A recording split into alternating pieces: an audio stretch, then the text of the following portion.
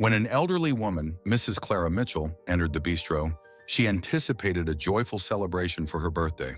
Instead, she was greeted by icy stares and dismissive treatment from a young server named Alex, who was unaware he was speaking to the mother of the restaurant's owner.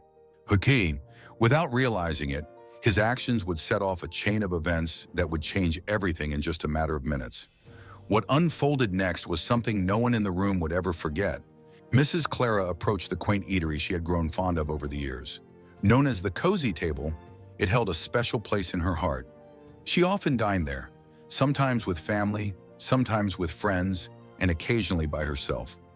On this day, she looked forward to enjoying her birthday in a familiar and welcoming environment. As she stepped inside, the familiar sights and sounds greeted her.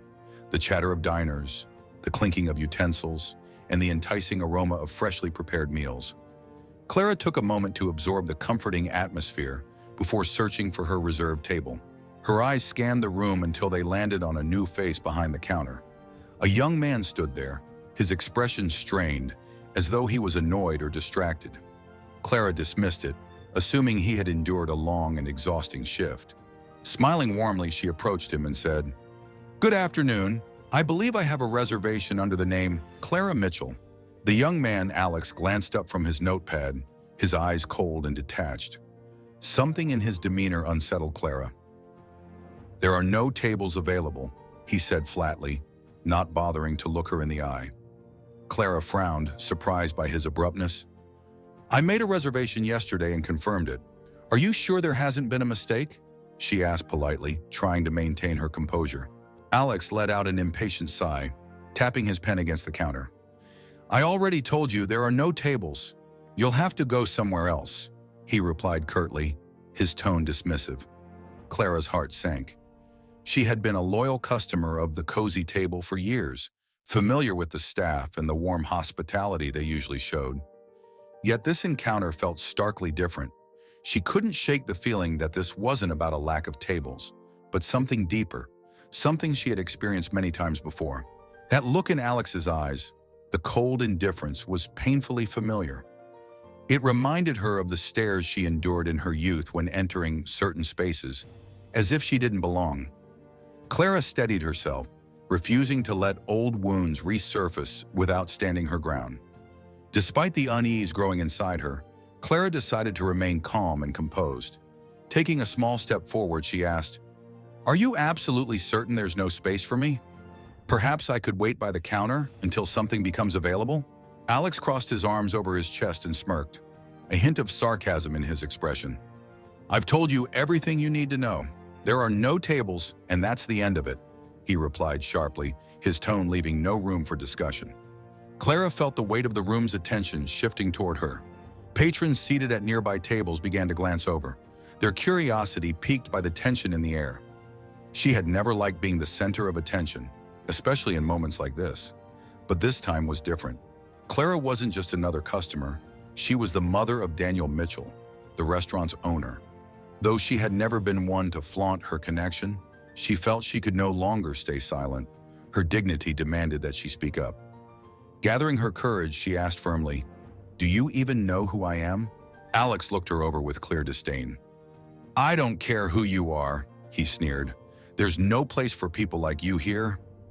The words hit Clara like a blow, leaving her momentarily stunned. It was a reminder of the battles she had fought throughout her life against prejudice and exclusion. Yet instead of backing down, Clara felt something old and strong stir within her, the unyielding will to fight back against injustice. Clara's heart raced as memories of past humiliations surfaced, moments when she had been made to feel invisible, unwelcome, or unworthy.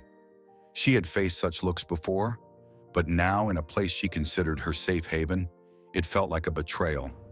Yet she knew this moment was bigger than her. Her resolve began to harden.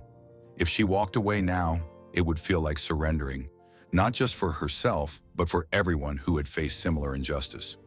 Clara straightened her shoulders, letting her inner strength take hold. As murmurs spread across the restaurant, diners began to whisper, some pulling out their phones to record what was happening. The digital age had turned moments like this into public reckonings, and Clara was aware that the situation was escalating.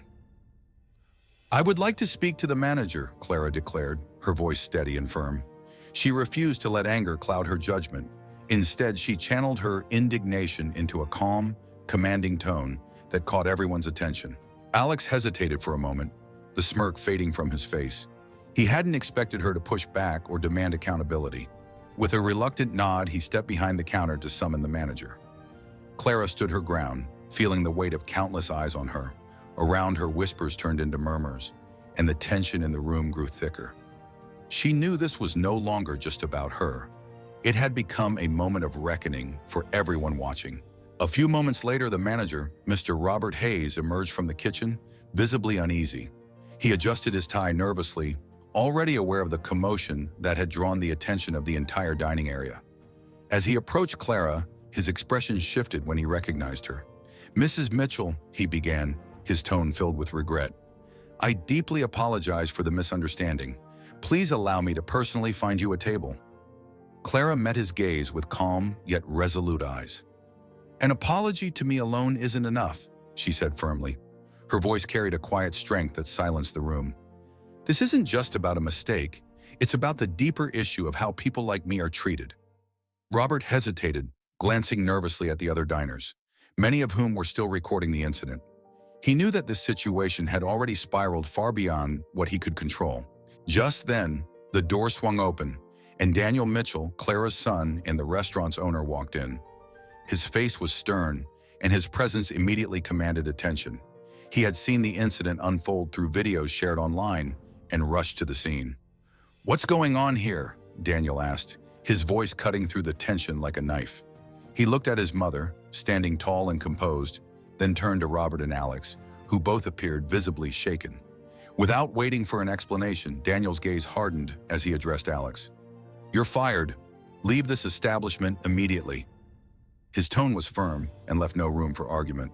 Alex's face turned pale as the weight of his actions hit him. Without a word, he grabbed his belongings and hurriedly exited the restaurant under the watchful eyes of the customers. Daniel turned back to the diners, his voice steady, yet filled with conviction.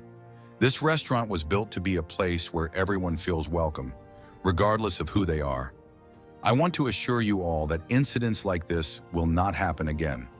We will take immediate steps to ensure equality and respect for everyone." Applause broke out across the room as Clara looked at her son with pride. The incident had turned her birthday into a powerful moment of justice and change.